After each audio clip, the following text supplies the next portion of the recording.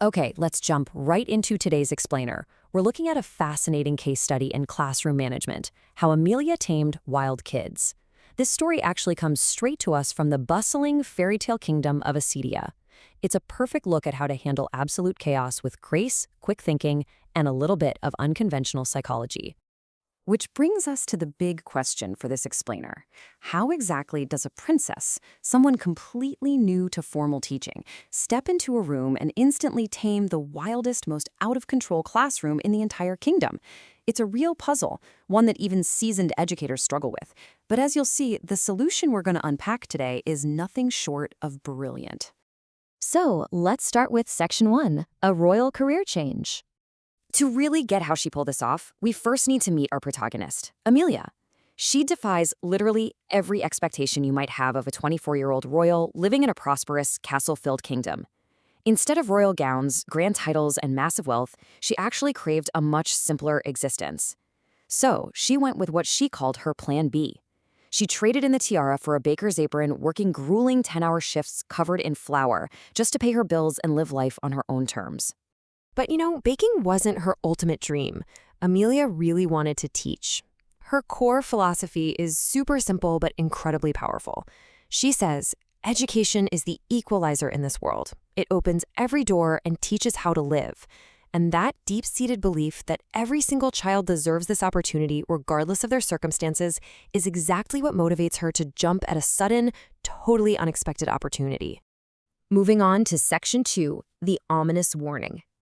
So Amelia steps right out from behind the bakery counter and walks into an interview for an assistant teacher position at Oak Haven Elementary School.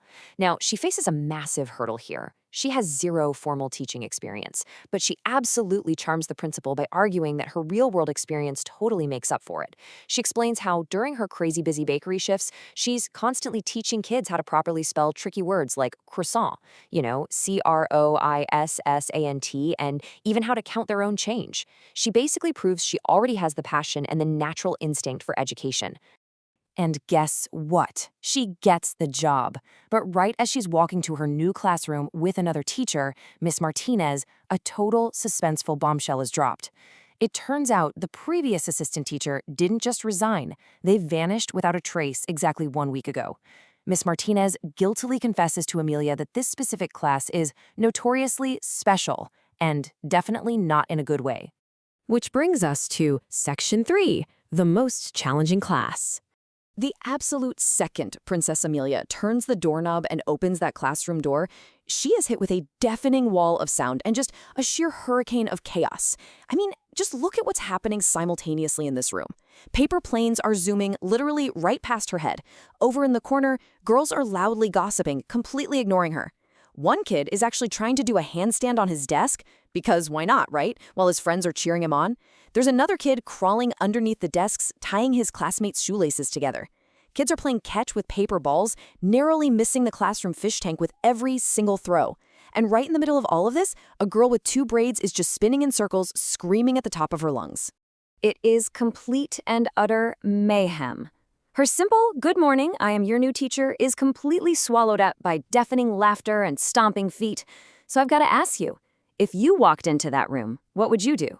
How do you possibly tame a storm like this without just screaming right back over them? Let's look at Section 4, the balloon game strategy. Instead of getting angry or trying to somehow overpower all that noise, Amelia uses this brilliant, non-confrontational intervention. She pulls out a bag of balloons and gives the kids 3 really simple instructions. Step 1, everyone pick a balloon and inflate it. Step 2, take a marker and write your name on it. And step 3, toss all the balloons high up into the air. It's genius because by introducing a fun, structured game, she organically redirects all that chaotic, destructive energy into something completely controlled and focused. Once the balloons are all jumbled up on the floor, she gives them a time limit, exactly 3 minutes.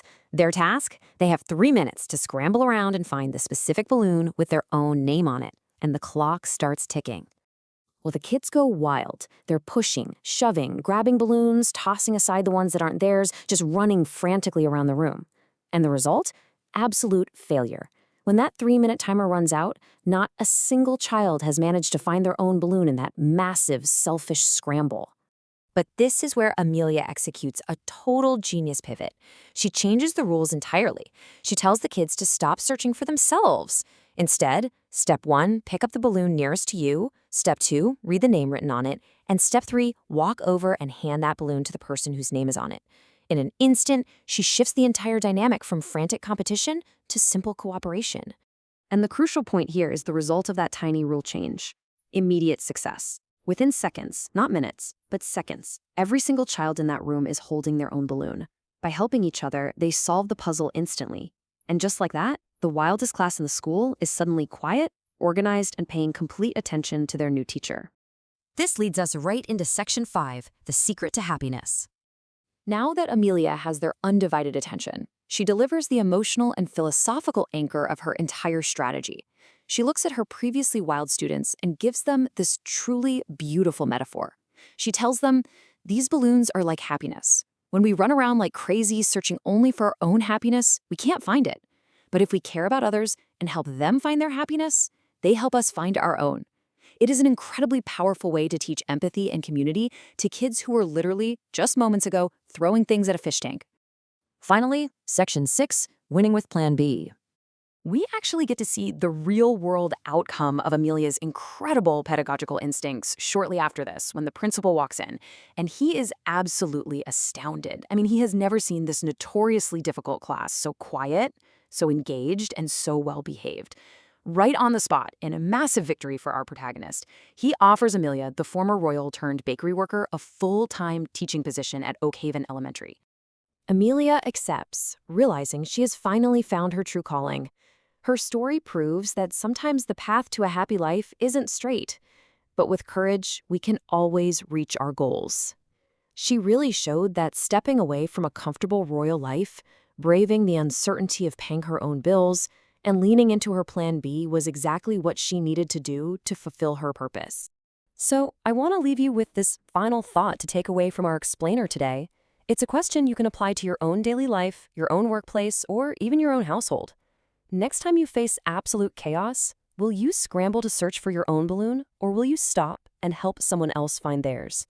Think about it. Thanks for joining me on this explainer, and I'll see you next time.